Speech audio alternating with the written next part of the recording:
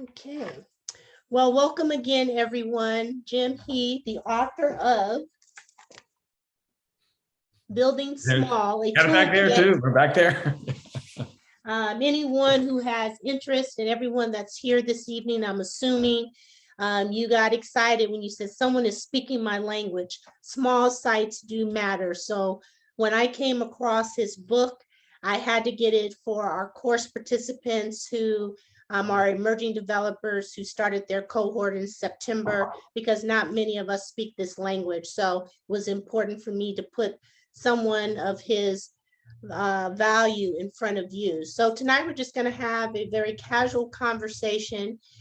This is an informal conversation. Of course, we have content, agenda, and all of that, but you are welcome to ask your questions.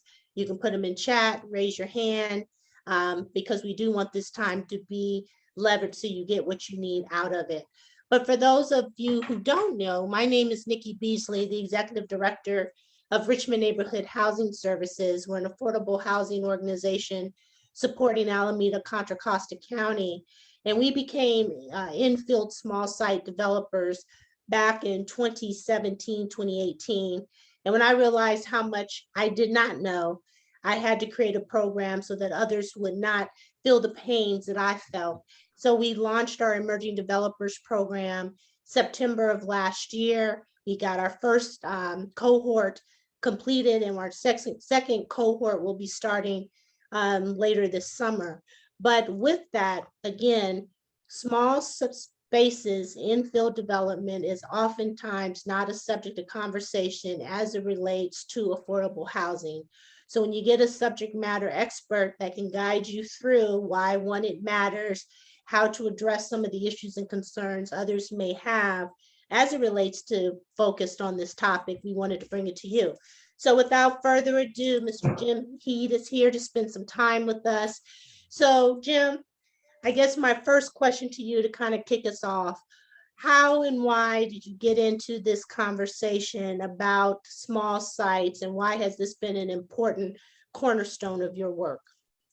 Well, yeah, great. Thanks. I love to start with the journey part of it, because it really was I think an evolution and a bit of a discovery. And so, the short soundbite is I'm trained as a landscape architect, spent quite a bit of time doing very large projects, mostly in the master planning, built world. And as I jokingly say, 10 years in, 10, 15 years in, got frustrated. Most of the stuff I drew never got built. So I went back to grad school in real estate and development to try and understand either what I was missing about my clients' needs, or the way I was communicating, or just the realities of the world that meant that all of the great visions I had about design just weren't translating to the built environment. And for me, that was a bit of what I call like learning a foreign language. And so as designers, we don't get a lot of those, those economic skills. And when you learn how objectively the world makes a lot of its decisions, it was very important. So anyways, came out of there, spent the next part of my career working as kind of a translator between developers and design teams, with the intent of explaining the value that good design would bring to development, and helping the developers communicate with their design teams to how to be more efficient in the process and get to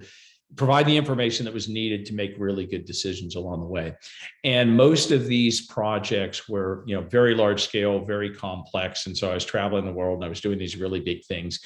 And I found as I was doing these that, it was like during the day I was doing these big projects, and in the night I was down in the little alleys and the cool bars and the things that had been converted. And it's like, what is it about these places that I enjoy so much more than these big shiny projects that I'm on?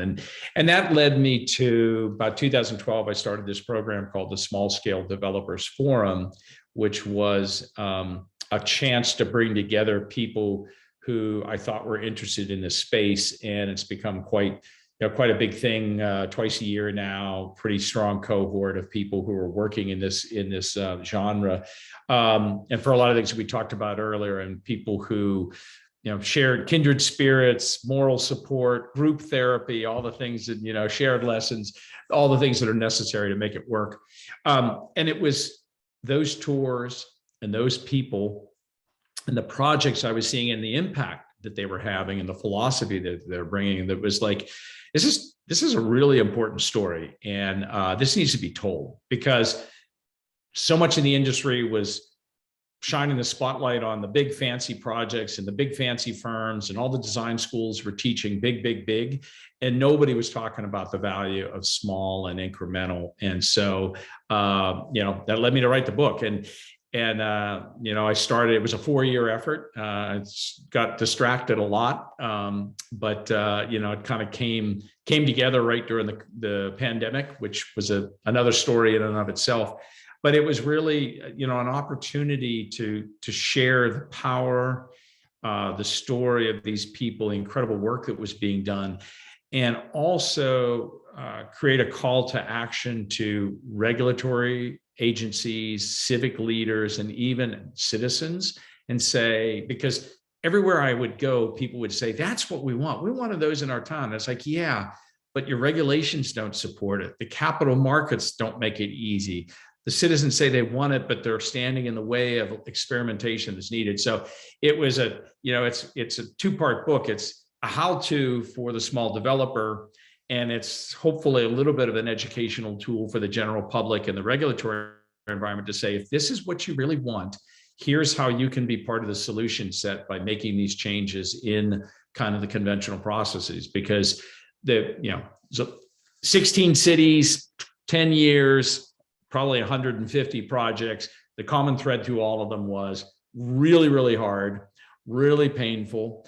The regulations made it inordinately difficult and harder than it should have been, and very hard to finance. So it's like, okay, that's a common thread. How are we going to change that? And so, that was a lot of objectives with the book, but that's really what kind of led to it. And seems to be at least striking a chord a lot of places. Still got to scale it up, but definitely seem to be getting some traction with that message. Well, thank you for that, Jim. And time for the audience to kind of chime in the chat. If you can let us know what area of concentration you have in development, whether it is a community, county, city, and what does small spaces mean to you? Because then that can kind of help navigate Jim and his conversation with all of us. So go ahead and put your information in the chat so we can best leverage his time with us. Now, Jim, after identifying the need, what were some of the solutions that you identified that you felt were kind of low-hanging fruit, that it wouldn't take a lot of time if things were adjusted, could easily move some of these, not easily, but move some of these things forward? That's a really good question, because I haven't thought as much about the low-hanging fruit, because I'm not sure. I mean, the sites, one of the things I talk a lot about is, talked about the big shiny projects, but the reality is there's fewer big shiny project sites than there are half-acre gas stations that are closed or bank parking lots that, no longer in business. So small scale incremental development just seems to make so much more sense as a business model, because the availability of sites is so much higher. And so maybe that's the low-hanging fruit.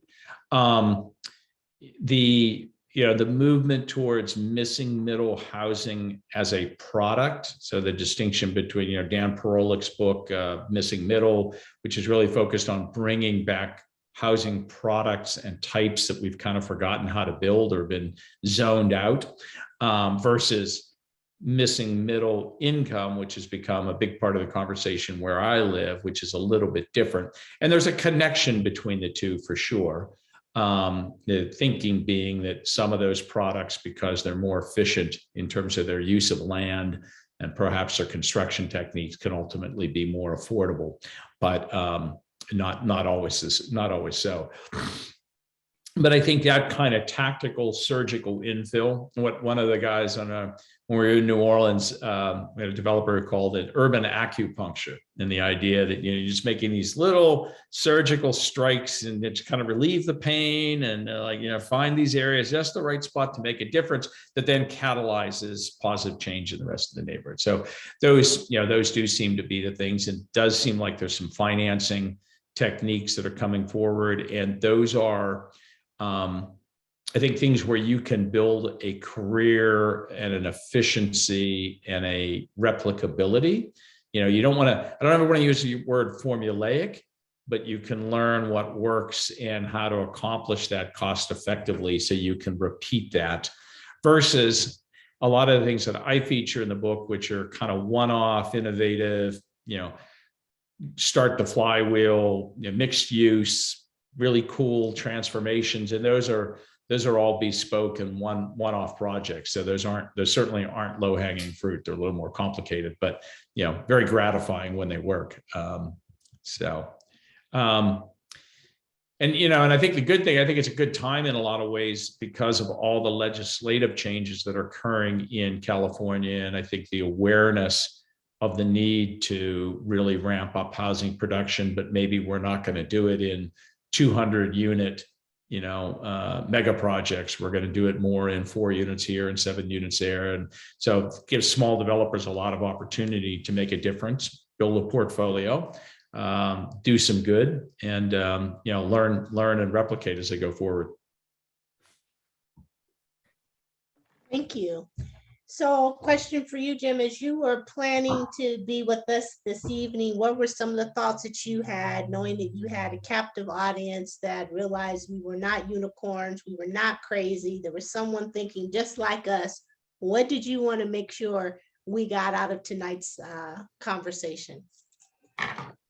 Well, I shared a little bit, as I shared a little bit before, but for those that have joined us, I mean, one of the things that I mentioned, the book was meant to provide, some of the tools for developing small. And I make the distinction that it's not a real estate 101 textbook.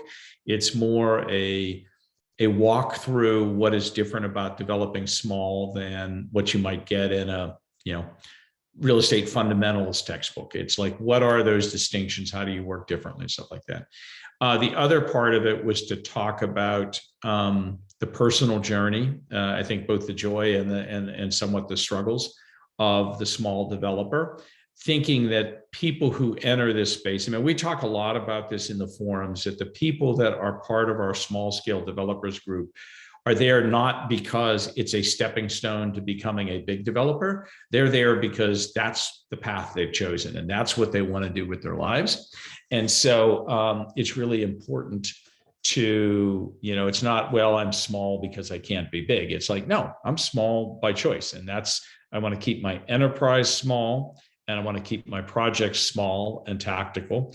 And I want to have a legacy of really well-crafted, contextually responsible projects.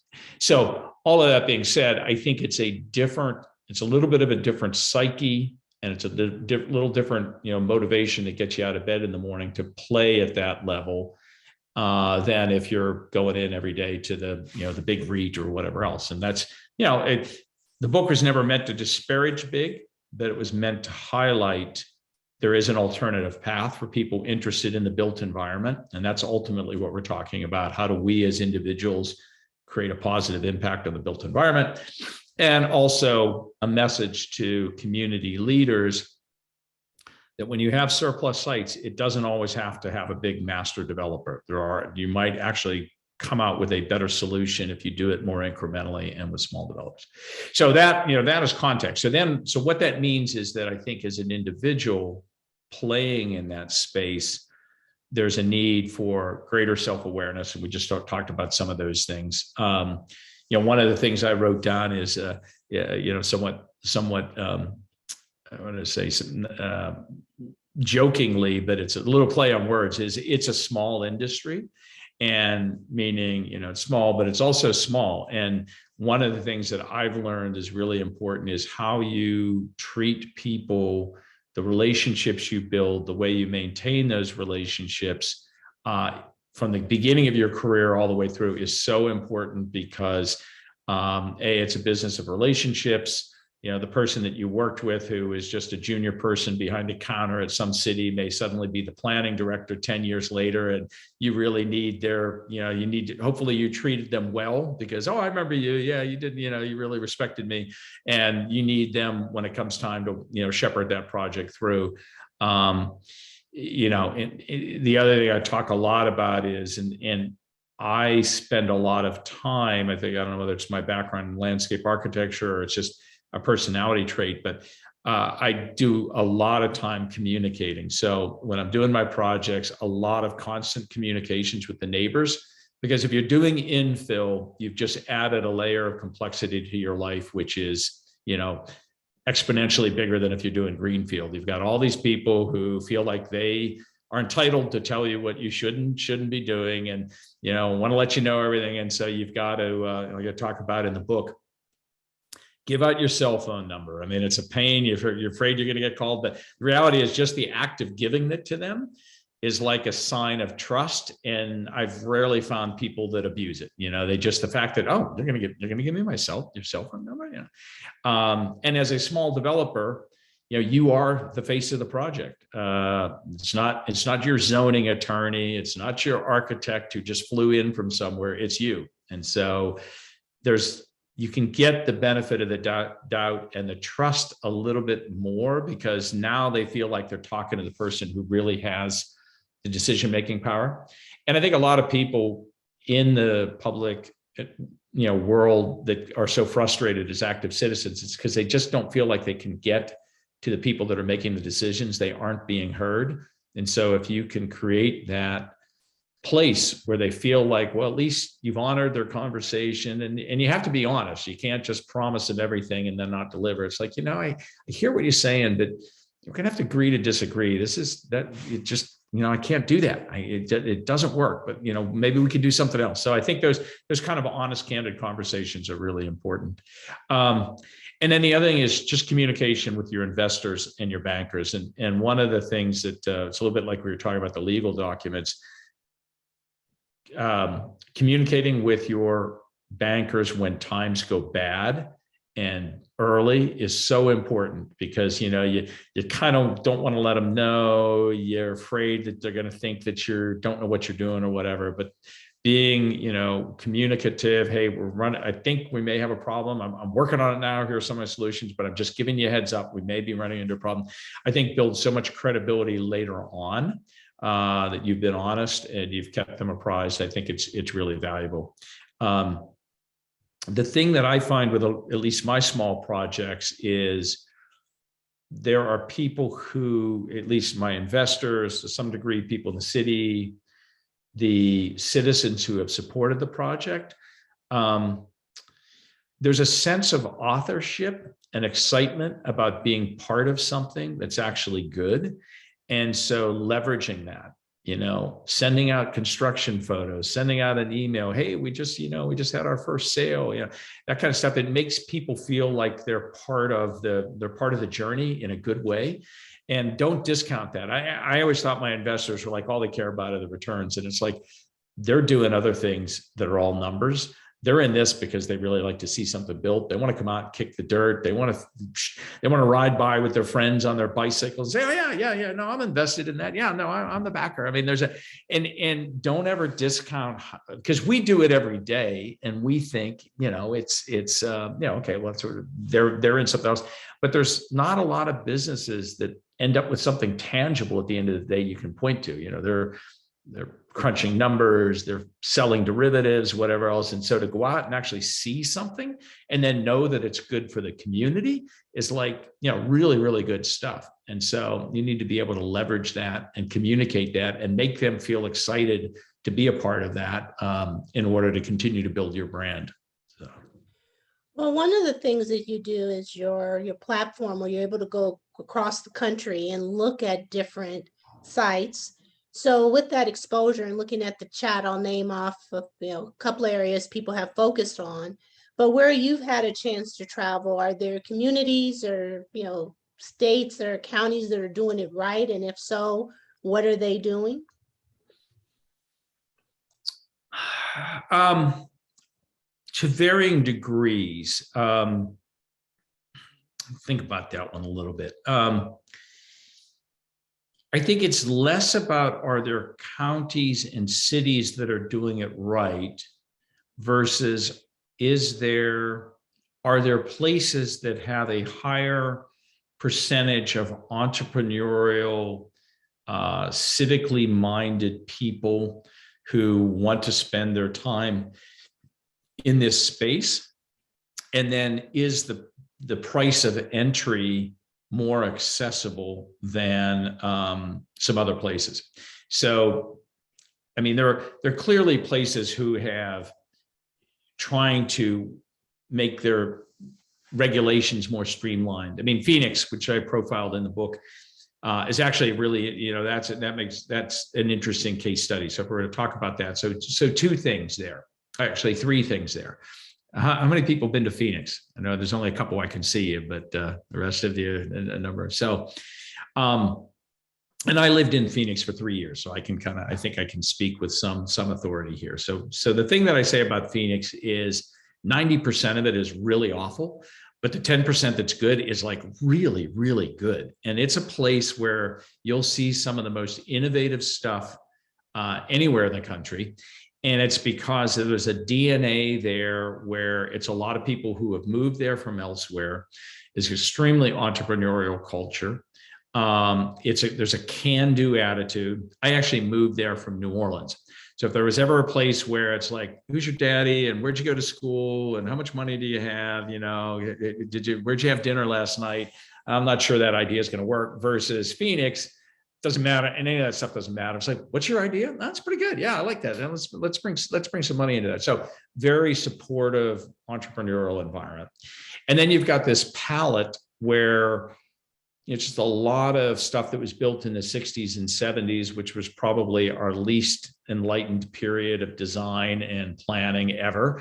So in need of an injection of soul into the various corners and blocks and stuff like that. And then until recently, relatively affordable to buy an old building, to buy a strip center, something like that. So on top of all of that, then the city of Phoenix in particular, thanks to the work of a couple of people who are profiled in the book, pointed out to the city that stop chasing the Intels and whatever the big companies were that are bringing 500 employees, yes, but in 5 years they roll. You give them a bunch of incentive, in 5 or 7 years they leave. Why don't you focus on the smaller employees, the talent-based employees, the knowledge workers that are coming for companies of 5 to 10 people. And they're going to populate a lot of this distressed real estate that's along the strip centers and the areas that have been kind of forgotten. And so, but you need to make it easier to do that, because they were the classic case of a planning department that was funded by the fees it collected from developers. So if they're sitting there weighing out two projects, they got one project that's really complicated, adaptive reuse of a strip center, and it doesn't have enough bathrooms, and the ADA is awful, and it's going to give them $5,000 in review fees, versus the big mega project that's all brand new and shiny and going to bring a bunch of jobs, and it's going to give them $100,000 in fees. Well, we're going to spend our time on the 100,000.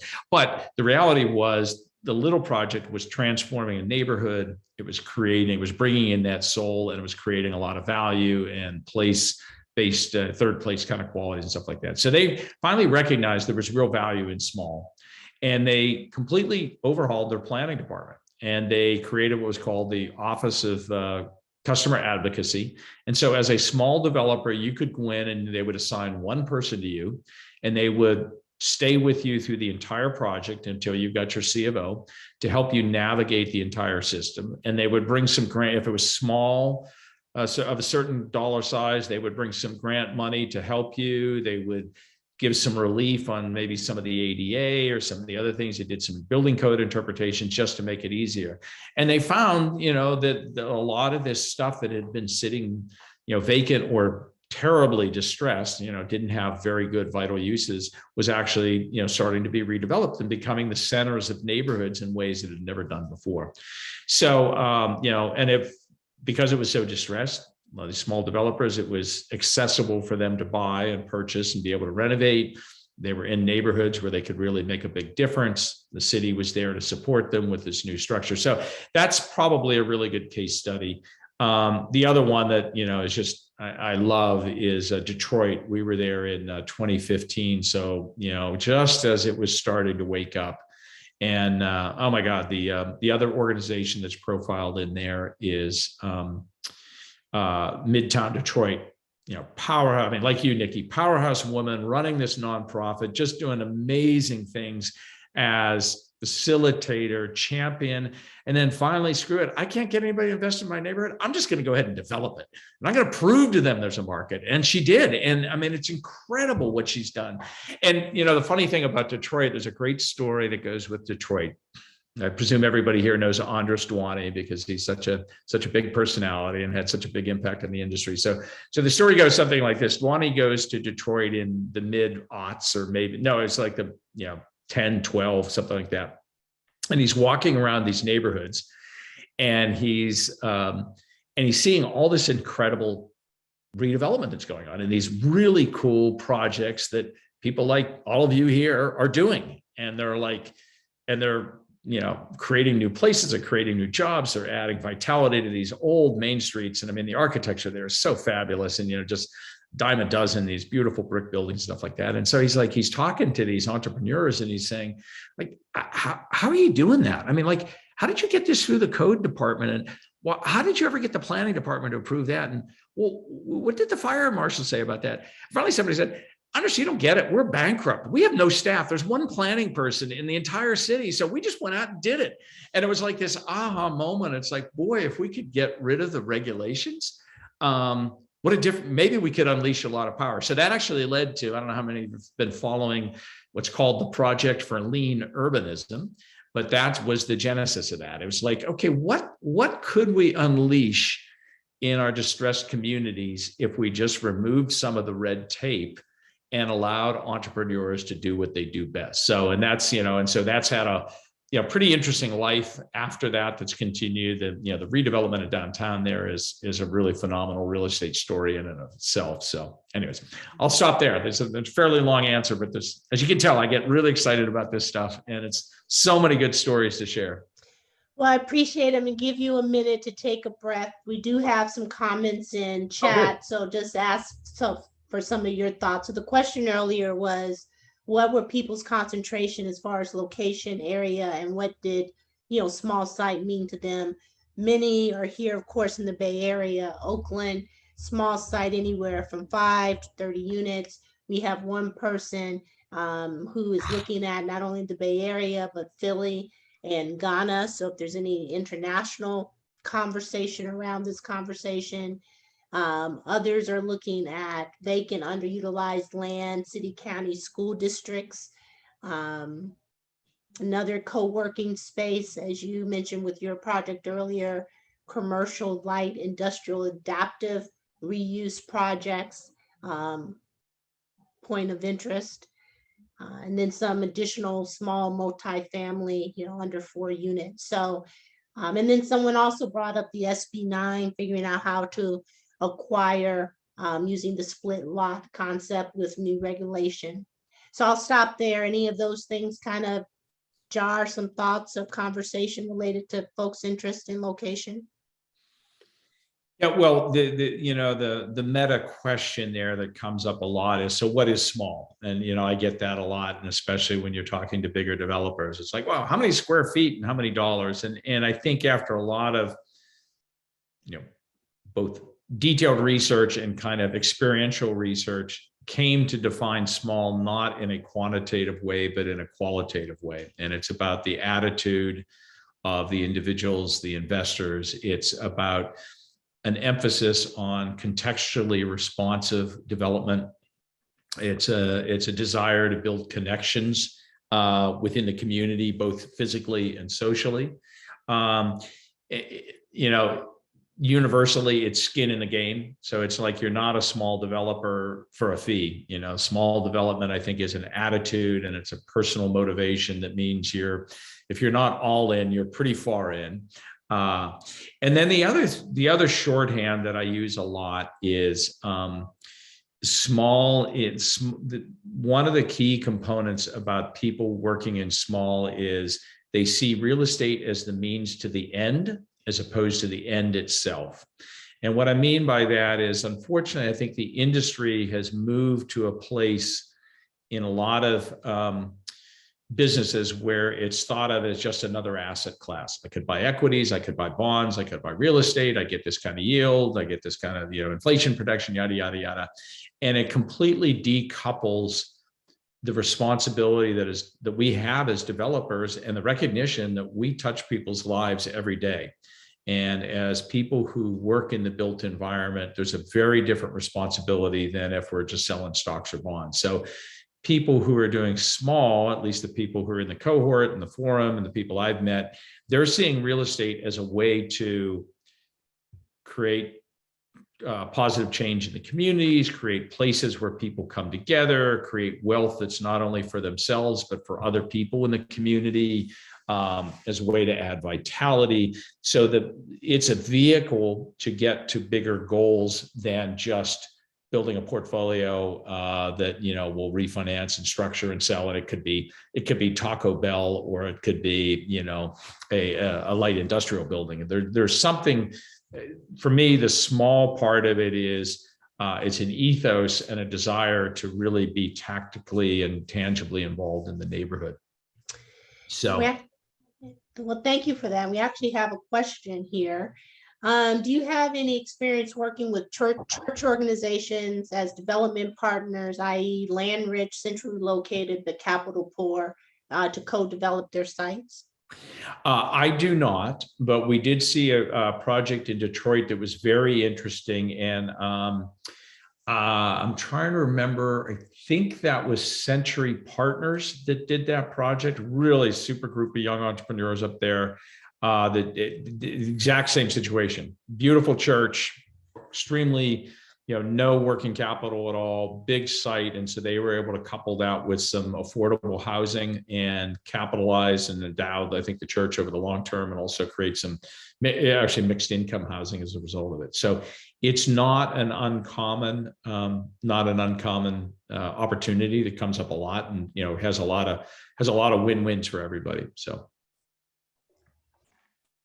Now, I do know that you had a presentation for us, so I do want to ask the group, how's everyone feeling about this format? Are there other questions that you have that you'd like to ask Jim, or should we jump in to the presentation, and that might spur some more comments or ideas? So checking in, are there any other questions or thoughts for what we've been able to cover thus far? I'm trying to remember, Nikki, are we till 7? Is that right? Well, we're until 7:30. Okay. Yes. Okay, good. Because I mean, I'm happy to do either. I'm enjoying this. If people have other questions, I'm fine with that. And but I have some slides as well, but I've covered a lot of it already in my answers. So. Yeah. And I wouldn't be afraid to ask Jim questions, because he's good on the fly. We did not rehearse any of these questions. Yeah, please do. I love this. He's doing just fine. Well, what you did speak to, and this may spur a conversation with the fire chat with our alumni, we talked about partnerships. So based on this last question about co-developer and working with partners, can you share a little bit about what that means in these type of projects and what one should be looking for or possibly stray away from? Yeah, well, I think that this is an interesting question when you frame it in partnerships, because when I think of partnerships, I think of, especially depending on how much experience you have, I'm usually talking partnerships in the context of how do I execute versus partnerships with bringing the land to the table. And I mean, one of the challenges that I've seen where I'm working, and I see universally around the country, is this issue of what I call legacy landowners. And what I mean by that, or how I define that, is it's people It's families that own, really interesting assets, that great old building on the corner on Main Street, I don't know, cool warehouse that could be, it's right in the, path of growth. It could be, great co-working space or whatever you call it. They don't really know a lot about real estate. Their basis is so low in it that they're happy to just get their monthly checks. They unfortunately don't feel a terribly high civic responsibility or understanding of how the lack of vitality in that building is really hurting the vitality of maybe that block or that neighborhood. And so when you approach them and you say, oh, I've got this really great idea, I've got this cool project, we could do this and this, I'd like to buy it from you, I'd like to lease it from you, whatever else. It's a very difficult conversation because they're not used to thinking about the real estate the way that we're all trained. And I've done this. I've gone to people and I've, done the residual land analysis. It's like, okay, well, if we sell everything and it costs me to build this, here's what I can afford to pay you for the land. And like, well, no, there's 3 of us in the family and we each want $1 million. So the price of the land is $3 million. I was like, well, that doesn't make any sense. Well, that's what it is. And, we're getting a check every month. And so if you got 3 million, we'll sell it. Or or some broker showed up at some time and said, oh, well, I can get you $2.5 million for it. So that immediately becomes the price. So, logic gets thrown out the window.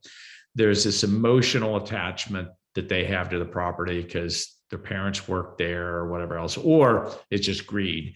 And unfortunately, it's really gummed up, I think, a lot of great opportunities for people to make a difference in developers. So I use that as a pretext to talk a little bit about non-real estate oriented legacy owned institutional owners, churches, school districts. I don't know what else you would have, but where you're not dealing with kind of basic real estate fundamentals. There's a lot more. It's a lot of it is relationships.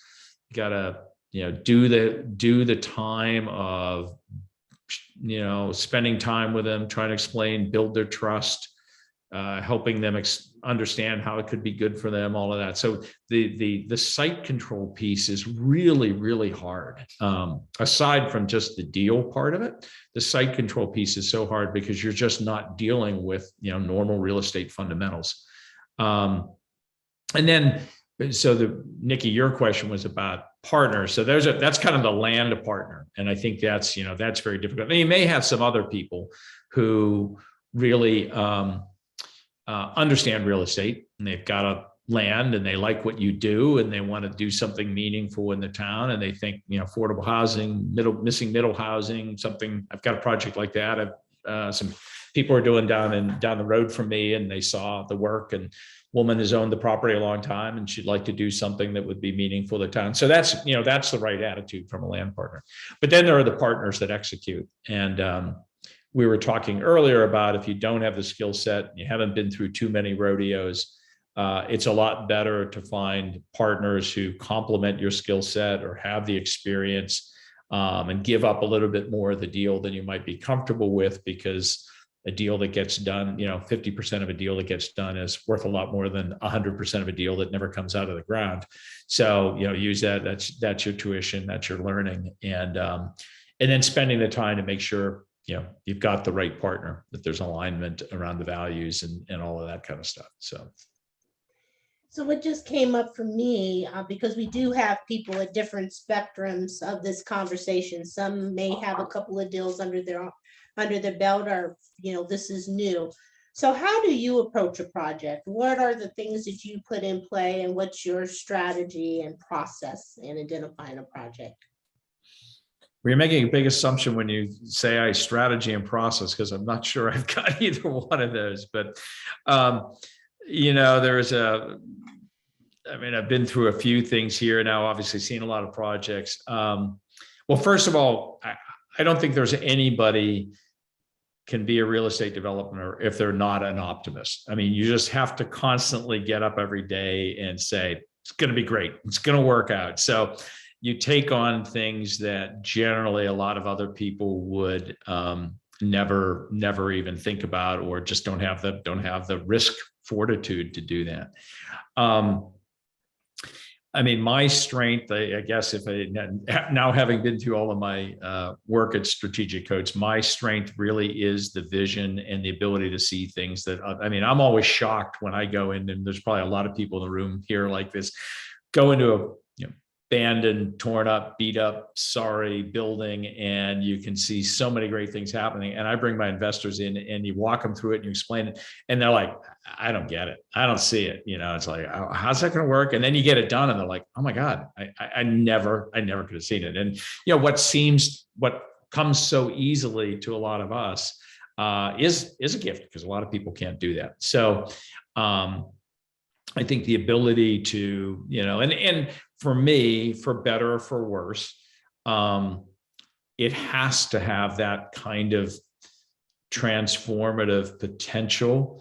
And if I'm going to spend that much time and emotional capital and energy on it, I want to do something that's pretty cool. I'm not into just, you know, replicating the formula. Now, having done, you know, paid the price of doing some things that are really cool and lost a lot of sleep over it and a lot of time from family and all of that. It's like, well, maybe a couple of singles wouldn't be too bad, because, you know, it'd be nice to have a couple of things that you can kind of just put on a little bit of autopilot. But it's like, okay, so what's the middle ground? You do a couple of things that are pretty cool about it, but it is a little more basic. So for me, it's like seeing the potential, finding a great site. I think at this scale, you have to be in your neighborhood or a community that you really know. I don't think this is something that is exportable, you know, down the 5 or something like that. I mean, I even struggle. I've gotten some calls now to do projects outside of Healdsburg, and I don't know if I would want to, because I know the planning department. I've built my brand here.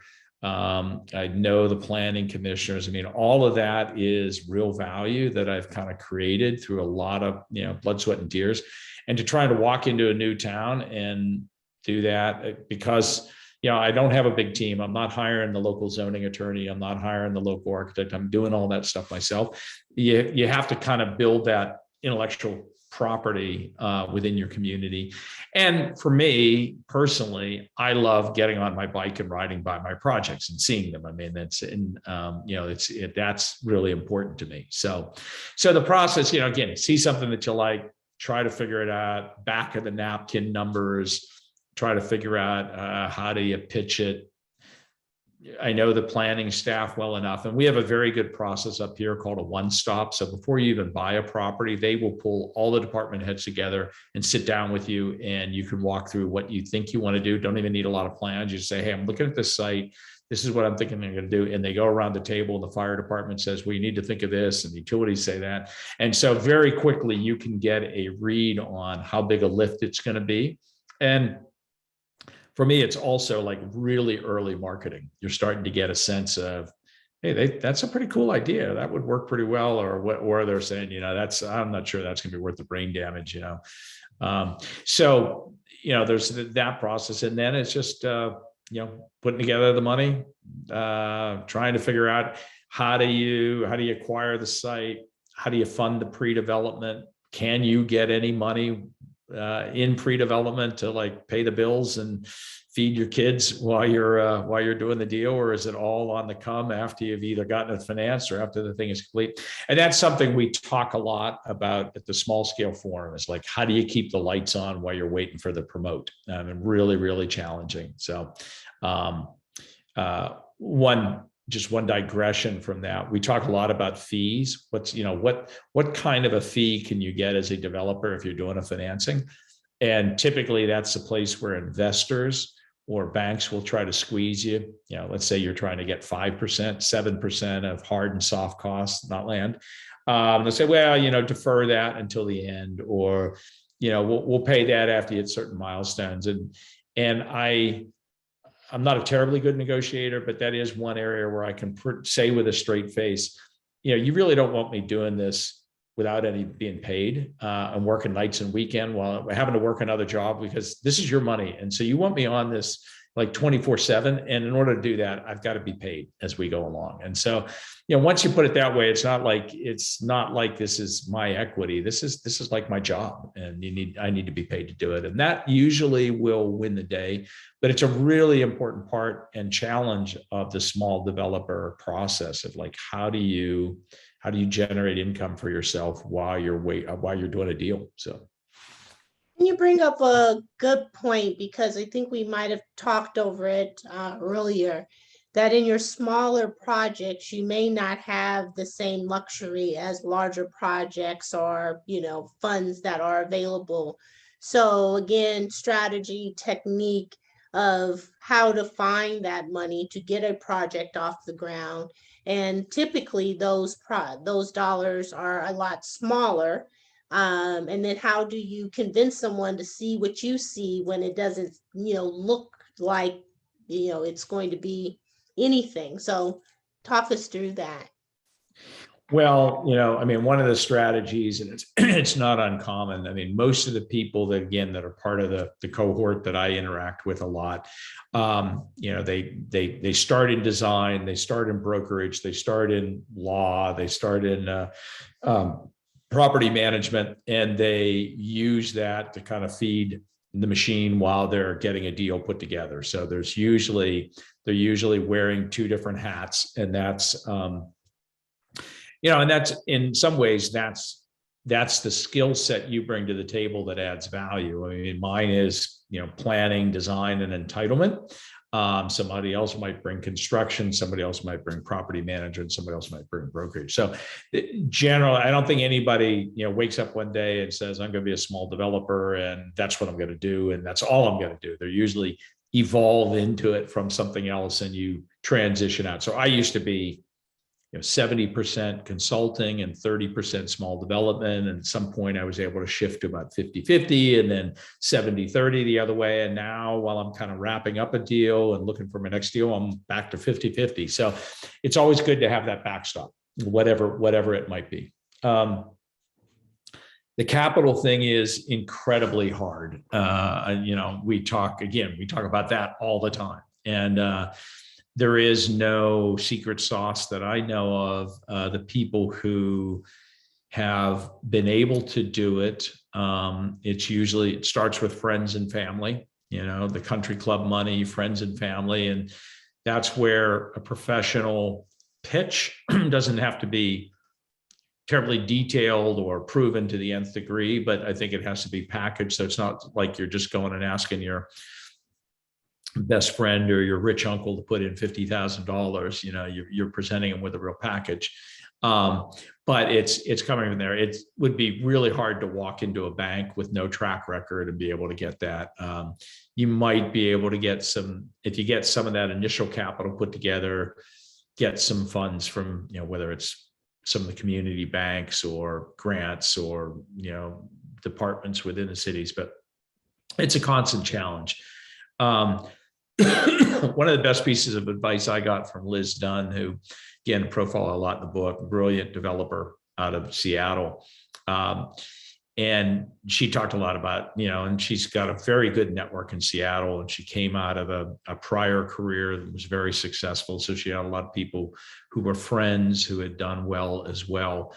And she said, when you get a no for a request, don't take it personally. You just have to move on. And I think there's so much emotion in this business and your idea, and you've worked on it so hard and you see that vision. And when you sit down and you pour your heart and soul out to somebody about how great this is going to be, and this is what I want to do and all that, and they say, yeah, I love what you're doing, but yeah, no, I don't want to invest. It's just so hard to not take it personally. And you just have to say, okay, I'm going to move. Yeah, thanks. I'll move on. And not let it beat you up, because it'll take 100 asks to get one yes. And that's a really tough thing, because I think, again, people in this space, first of all, you have to be optimists, and secondly, you're probably have a pretty high emotional attachment to what you're doing and why you're doing it. So it's, when people don't share that vision, it can be a little maddening. The other thing about that, though, that is important, I talked earlier about the importance of communicating with banks and neighbors and all that. The other one is communicate with the people you've talked to about your project and keep them posted on how it's doing, the successes, because a lot of times they'll say no to the first one. But if you can prove to them that you've successfully round tripped a project or two, by the time you get to the third one, they might say, yeah, I've seen what you've been doing. That's pretty interesting. So yeah, I'll go in on this next one. So the first time no doesn't always mean forever no. So you do your work, you're building your relationships, and it's just a lot of work. So, and now with social media, it's a lot easier to do than, sending handwritten letters to everybody, but social media and email, quick e-blast, blind copy a bunch of people to say, hey, if I did let them know, here we are today, or we just broke ground on this, or close my funding, or whatever else. So it just adds a lot of gravitas to what you're doing and gives you more credibility the next time you go to ask. Well, thank you. So here's your time. The mics are open. You have the ability to ask your question directly or continue to put it in the chat. And for those who have read the book, if there's anything that came out of the book or that you'd like some clarity on, please take the time to get your questions answered.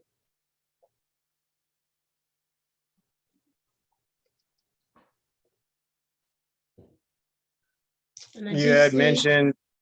Go ahead, Titus. You had mentioned about the conversation of just how to keep the lights on, when you're funding a deal. Do you have a preference or any advice for just someone starting out, if that is like the route to go, to put everything in and try and create a successful project? Or do you want to have some form of reserves? Is there a percentage? What's your take on that? Well, we've heard all kinds of stories, and I think to attract investors, they want to know that you have skin in the game. So I think that's always an important thing to tell. And one of the good pieces of advice I got a long time ago is, it's like, you may talk to an investor who's got a balance sheet of $10 million, and you're asking him for $500,000, and your balance sheet is like 50,000. But if you've got 10,000 in it, that's more material as a percentage than their 500,000 and against their balance sheet. So that's meaningful to them. It's not like you've got to match them, but they know that you've done an outsized share, that you believe in it, and you're at risk. I mean, if I'm an investor, the cold hard fact is, it's like, am I going to get my money back? And that's the nice thing is, a lot of the people that I see in this space, it's like, first of all, how do I not lose my money? Secondly, do I make a reasonable return? And then thirdly, am I doing something good for the community? And that's part of the story you want to explain. So if they know that you are vested and exposed, they know you're going to give 150% to make sure, it's not going to go south. If you just got a bunch of other rich people's money and you don't have any skin in the game except maybe some sweat equity, it's just a lot less compelling to them, because it's like, well, is he just going to walk away from it? The market turns tough and they're going to walk away from it. So I think showing that you've got skin in the game. The other thing that I've noticed with people who have done well and who have money, they really have a sixth sense for your ability to execute. And that is a really important part of attracting money. It's not the depth of the idea. It's not how brilliant you are and all that. They want to see a track record that you can actually deliver on it. Ideas are a dime a dozen, and somebody that can actually deliver all the way through is really important. So to my comment earlier about partners, it's like, if you've got a great idea, but you've never built anything, might be time to bring in a partner that really knows how to get it built. It's aligned with you, that can help you get it done, because now you've got a story to tell the next time you go to the mat.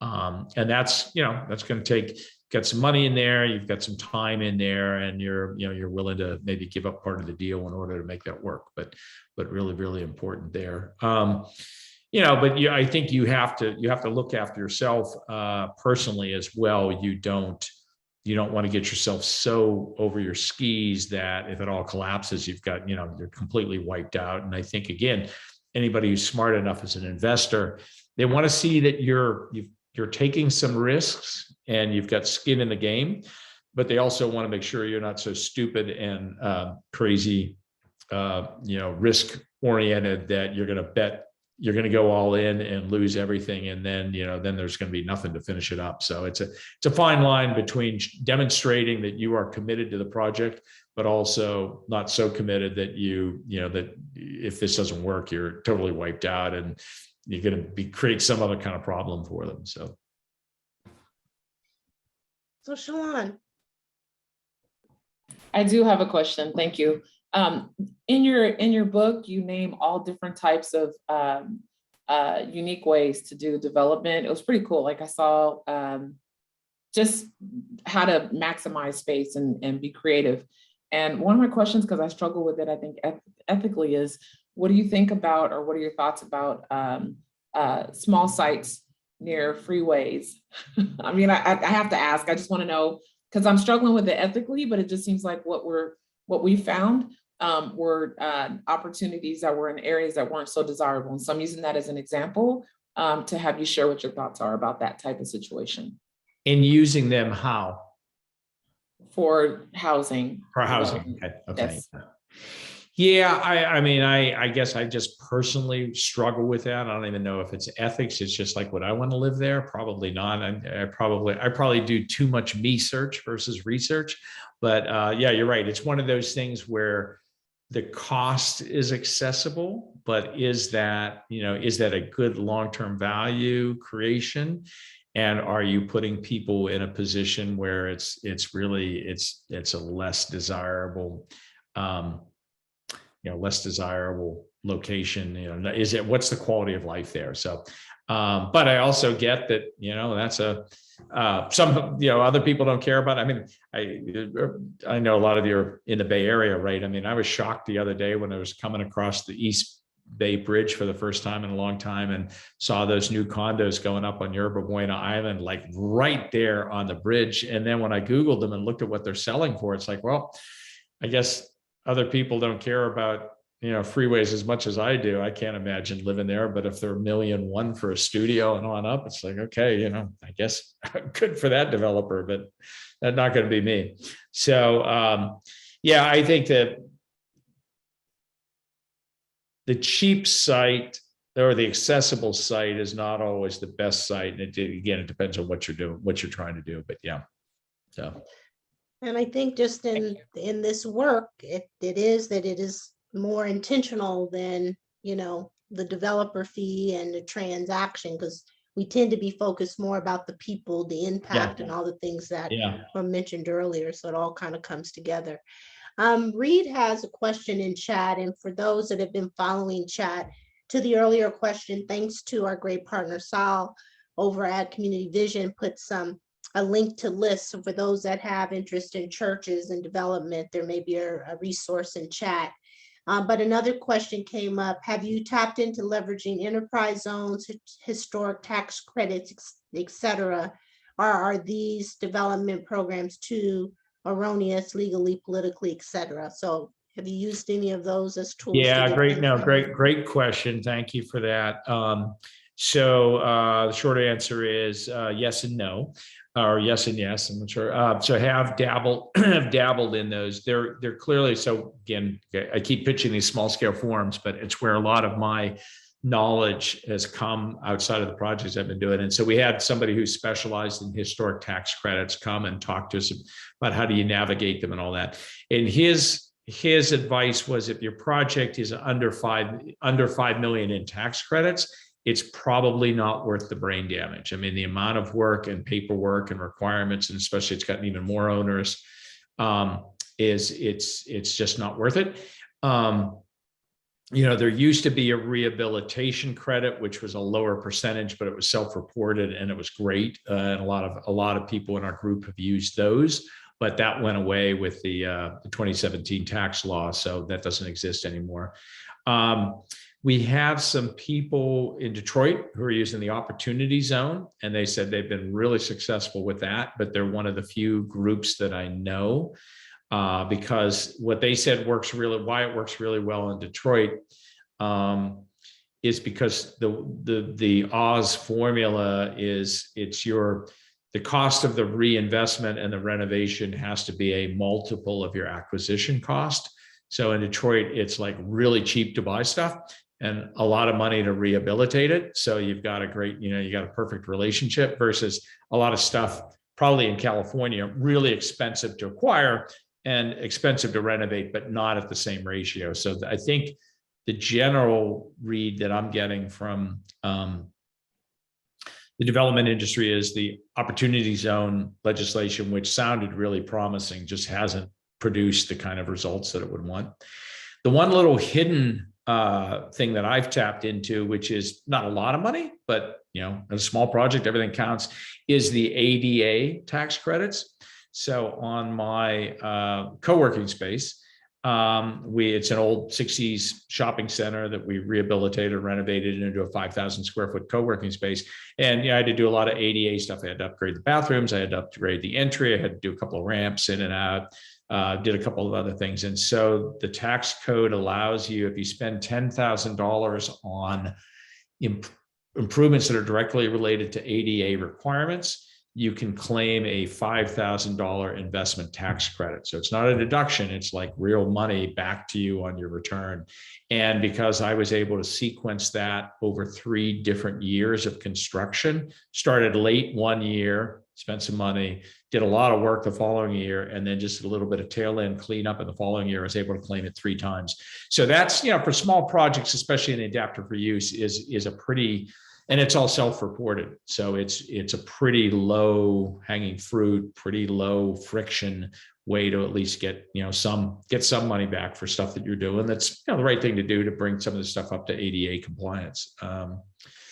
But generally speaking, a lot of the small balance loan programs, some of the HUD programs, which have really great financing terms, you've got to be really good at your paperwork, and I have no stomach for that stuff. So you need to have somebody that does, and if you can wade through it, it's really good, but it's not for the faint of heart. So, but I've learned not all money's good money, especially if you're, needing to do all that paperwork and reporting. But on the note of leveraging credits, anything on the sustainability arm of things, environmental, building green, are you hearing anything related to those incentives? I'd love to say yes. As I jokingly say, I put my daughter through college preaching the gospel of sustainability. Urban Green, which was my consulting company, and we did a lot of big sustainability work and advisory work and stuff like that. And for 2 decades, really early on, would always get excited about the big companies that had these commitments to funding green and a lot of the new mortgage programs and stuff like that. But I don't know that it ever really got to scale or provide a lot of traction. There may be a little hook here and there. There may be a little extra. Some of the PACE money, some of the rebate. Here in Healdsburg, we are our own utility, so they've got actually some really great rebates. So on my projects, when they've been small infill or renovation projects, I can tap into those. But it helps pay a little bit of overhead kind of thing. So it's not money you're going to throw away, and it's not a lot of paperwork to get it done, but you're not going to finance the project on it. It adds a little extra gravy to the project at the end. So unfortunately, I have yet to see anything. If anybody has had different experience, I would love to know, and I would hope so.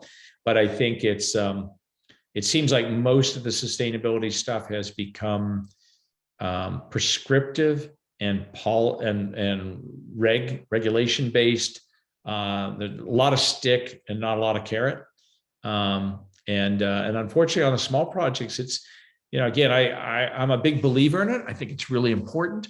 But then when I started to develop projects and I had to meet a lot of these codes and I saw the additional costs that it was creating, it was pretty frustrating.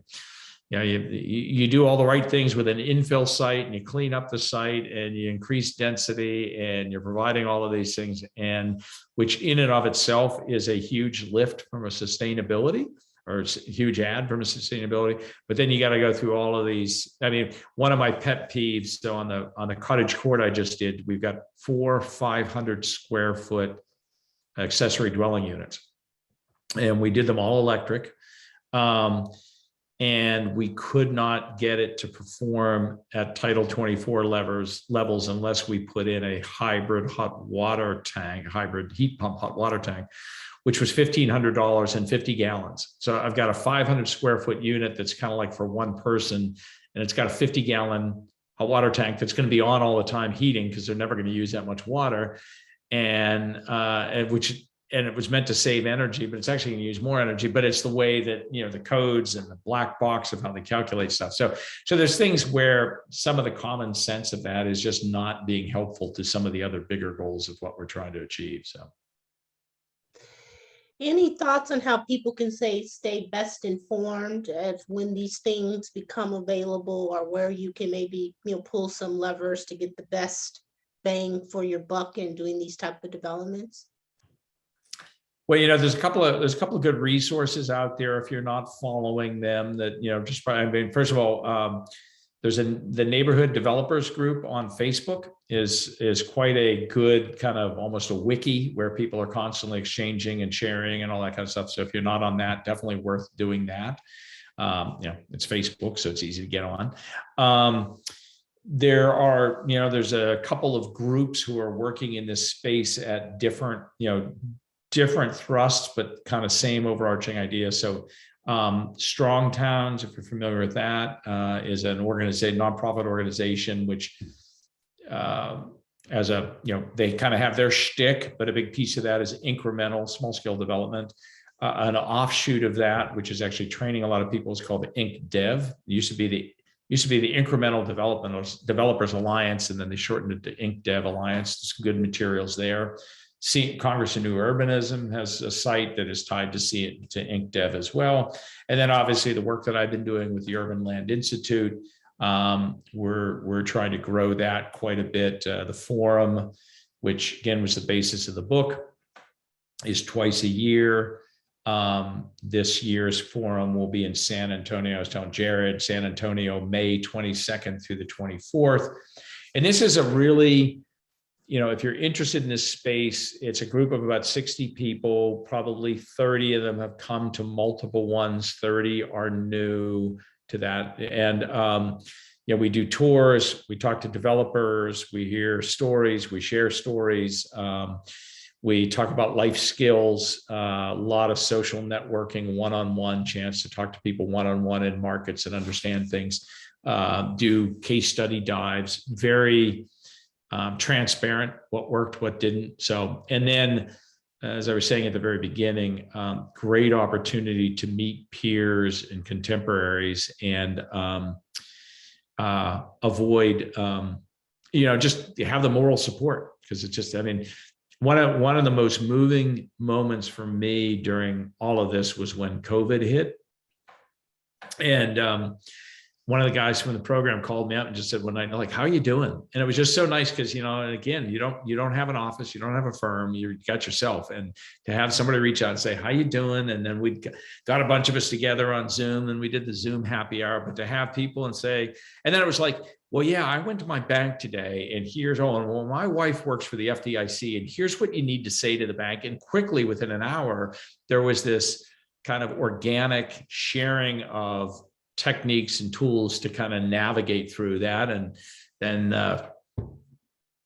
we all got together last fall for the 16th forum, and it was just great to see everybody and know that we made it all through. So, there's an outsized need, if you're working in a space, to surround yourself with like-minded people and know that you're not alone and know who you can call on. So, yeah. Well, Jim, I was able to get some of those, but could we get the list so we can get it out to everyone? Because I think from what I was able to pull up, great resources that people should be aware of. Yeah, so my website, not the shameless self-promotion here, my website, jheid.com, if you go to the tab that says the initiative, actually, let me just write that in there. It has all the information on the book, the forums, and then a new program is starting called Small Coach, which is built on the coaching work that I've been involved in as a participant and trying to translate that to the small developer world. So that'll be coming out here. Hopefully, we'll probably start that in May with our first forum. But the if you join the forum, I haven't had anybody come that hasn't said it's just an amazing experience, and it's because of the people that are there and the level of energy and sharing and kindred spirits that's like really very, very powerful. So I can imagine, and also having the time to see other places and things. I think sometimes here in the Bay Area, we get in this little bubble and think this is all that exists. So to see other things, I think is helpful. Elaine, you have your hand up? Yes, I was trying to find out the websites that are being put in the chat. Would we be able to access those websites in an email that you would send to us? Yes. Or do Elaine, we we're have to gonna- write it down now? No, we're going to capture them and then we'll follow up with an email. Everyone that participated this evening, we'll make sure you get the resources. Okay, thank you. You're welcome. Now, Jim, we've had a great conversation, so it doesn't look like we'll get to your presentation, but is it okay for us to share that presentation with everyone? Will people kind of be able to grasp the meeting without you presenting? Would that be a helpful resource as well? I think so, and because I'm kind of skimming the slides here as we talk, because we've covered so much of this in the commentary. I think you can probably I think people will probably be able to get out of it a lot of what we talked about, put some pictures to the words. So that'd be good. Well, one of my interests is being a value add, especially for those that are either participated in our classes or will look to participate.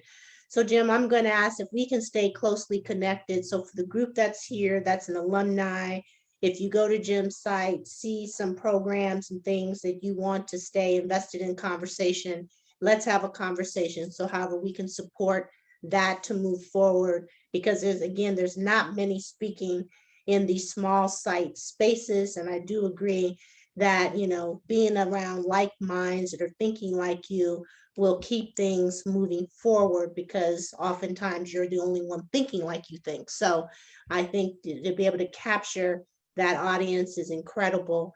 And a lot of what you were sharing, I'm nodding my head, because in 2017, I just had a bright idea. Us being a HUD counseling agency, we're getting a lot of people approved for home ownership, but they didn't have anything to buy. So I said, well, let's go build some houses that are affordable. And they quickly realized that there was no subsidy for ownership projects. If there were AMI levels that were extremely low. And what you will find, especially for those that are wanting affordable housing, when you're building from the ground up, whether you're building affordable or at market, it still costs the same. Yeah. So our Filbert project is at a $6 million gap. But because of that, I learned so much. And you oftentimes don't realize how much you learn until you have to articulate, in other conversations. So Exactly. It's been a really great learning, great tuition. I got my PhD at the best college out there. I hear you. But wouldn't trade it for the world. And the other thing that I am happy to announce, and then I want to end it to make sure that you get your final questions answered. The reason I brought up capital, because that's been one of our pain points, finding the money. Yep. Too big, too small for LIHTC, new markets tax credit, the traditional. And if you don't have the type of experience, they don't even want to look at you. So we created a social impact bond that's a part of this emerging developers program. And we got our first funder with a commitment of about $3 million. So we actually have the assets to help with these infill developments. But as of Friday, we got Assembly Member Bonta to carry our bill, which is 2560, that will take this concept and make it regional throughout the state of California, because many municipalities struggle with this idea, because again, these sites tend to not be big enough to really capture either the talent to build, the money to build, or the interest to build. So we're trying to close that gap. So more to come. because what's the point of all these great ideas if you don't have assets to bring it to fruition? Well, kudos to you for doing that. I mean, that's great news. And there, yeah, I'm pleased to say there's a lot of people that seem to be trying to figure out the capital thing, because I think they see the potential and they see the barrier. So in the last 3 months, we've had a number of conversations. We haven't solved anything yet, but I think some serious players are interested in that. So I'd love to talk to you more offline about what that is and how it's structured, because it might have some good replicability at other scales. So that's great. Good for you. Yeah. So final questions, thoughts, anything that resonated with you through this time together?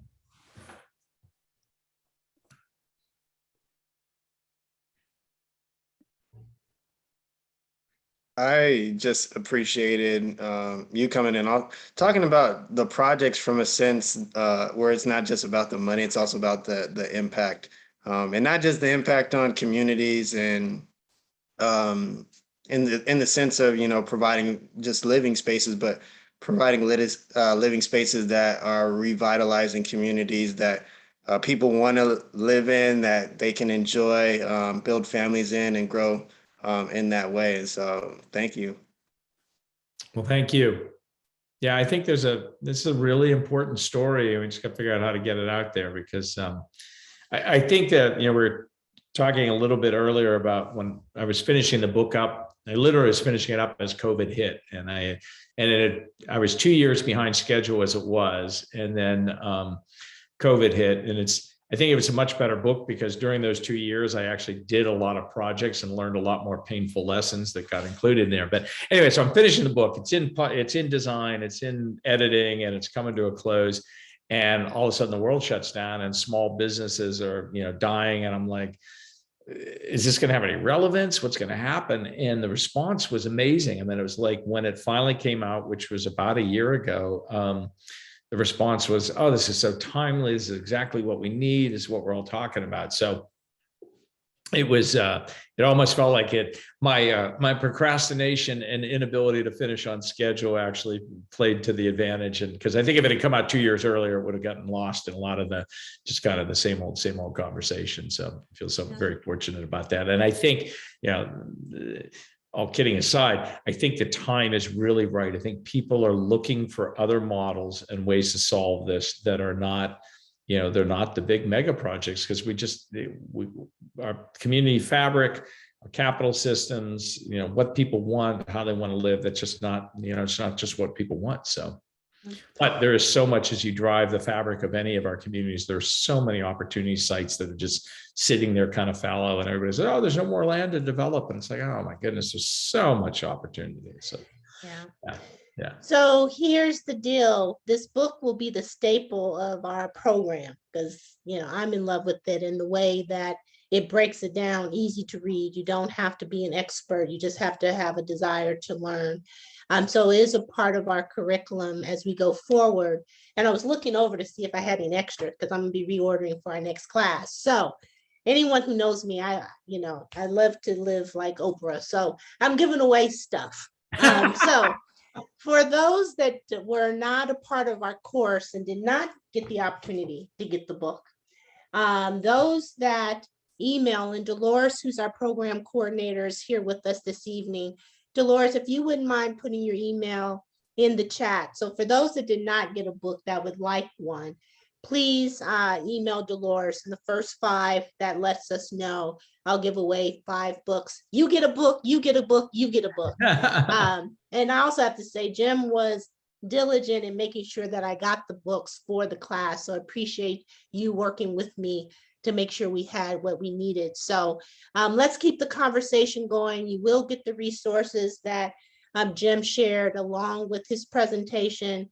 By going to his website, you'll see what he's doing in these communities, not only the building community, but the professional community, so that you stay attached with people, again, that are like minds. And I'm just happy that you got a chance to spend your evening with us. Jim, any parting words, last words, before we let everyone go? No, I mean, thank you for what you're doing, and thanks to everybody for being part of this. I mean, I think this is really important stuff. The one ask I would have is if you love the book, a review on Amazon or a rating on Amazon would really help get the word out there. It's been a little sluggish just in terms of getting the visibility.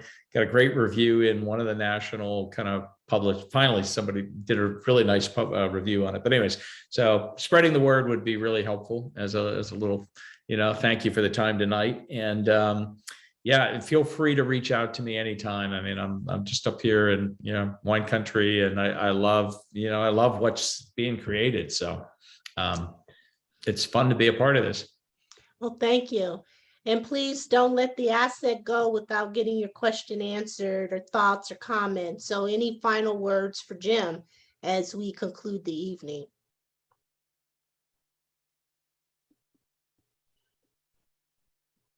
I want to give a special shout out to Gerard. He's joining us from Austin, Texas. So we went national tonight, y'all. Yeah, that's awesome. So thank you for joining us. Jared put his information in the chat, so please be sure to connect with him. So I don't know about you, but I do appreciate reclaiming some time.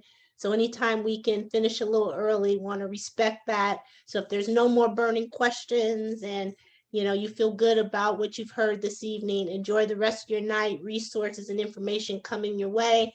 And if you would like the book, be sure to email Dolores so that we can get you the book so we can, continue to have a great conversation together. And So I have put my email in the chat, everybody. Thank you, Dolores. Okay, y'all. Well, you have a great evening. So much appreciate you, Jim, your time and consideration with us.